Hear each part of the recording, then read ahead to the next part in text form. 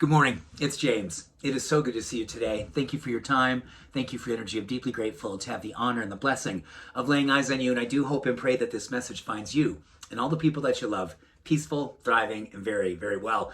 So this morning's message, I am really looking forward to seeing and reading your responses to, because I know that everyone in this community is going to have some deep thought and probably will really give all of us an opportunity to learn from your experience with doing the greatest work of your life, which I think right now we are being invited to do the greatest work of our life.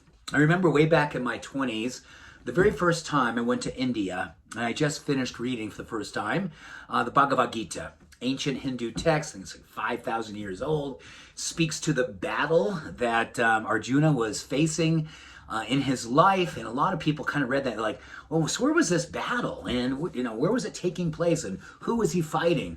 Well, when you really get into the text and really understand underneath what was happening, you realize Arjuna was really fighting the greatest battle, which was the battle inside of himself, in his heart, in his mind, in his being, and overcoming himself, his small self, the fearful self, the selfish self, the self that does not fully believe in the power of what we often discount ourselves to know what is possible for us.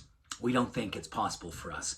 And this battle continues until, as in the Bhagavad Gita, he overcomes his small self and realizes the great battle that he gets a chance to do is always going to be done day by day by day in real life.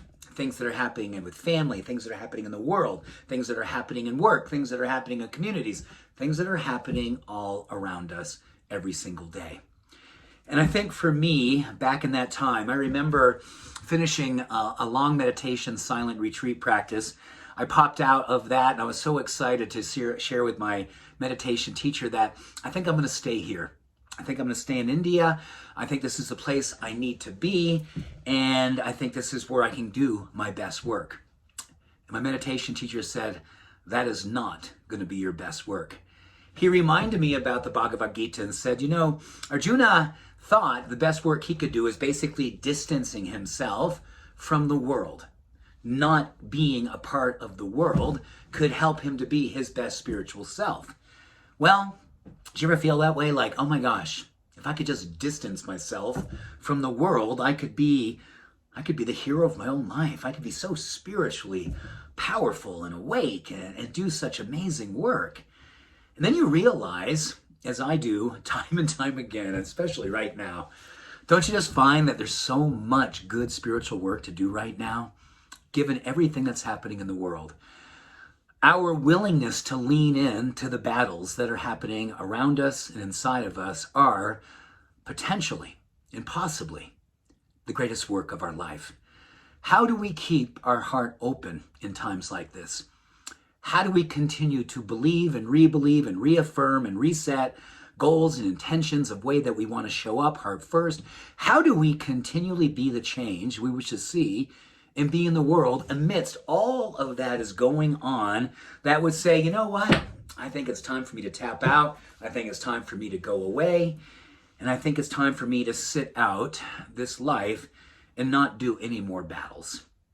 Well, sometimes I think the word battle gets overly charged. And I think sometimes the opportunity for all of us is the good fight that happens inside of us, which is the fight of us giving us permission to overcome limiting beliefs, to overcome historical ways that we may not been proud of the way we've done certain things, or are hoping that we can do better this time. I believe this is the greatest work of our life right now. How do we continue to keep our light on? How do we continue to be faithful to the practices that help us feel strong, empowered, inspired, and loving in times like these? How do we continue to not forget how good we are and the power that we have inside of us, the power of God, the power of the universe, the power of the light, to continually show up and do the work right here and right now? I am reminded time and time again when I think I want to distance myself, it's okay to step away, recover, to heal, to recharge, knowing that the great work of our life happens in community, It happens in the civic world. It happens when times are hard and potentially dark, and we show up and do the work. It could be a battle, it could be a truce, it could be light, and it can be love. No matter all the ways in which the work at hand is asking of us, it can always be done with love, a level of conviction, a level of faith, and a level of fortitude that asks us, implores us to not forget who we are and what we came here to do. Margaret Mead said it so well so long ago. Never underestimate the power of one person to do amazing things, to change the world for the better. Because as she said, it's truly all who have ever had. Let us be that small group of people who will and continue to change the world for the better. Much love, every blessing. Have an awesome day. I appreciate you. Bye for now.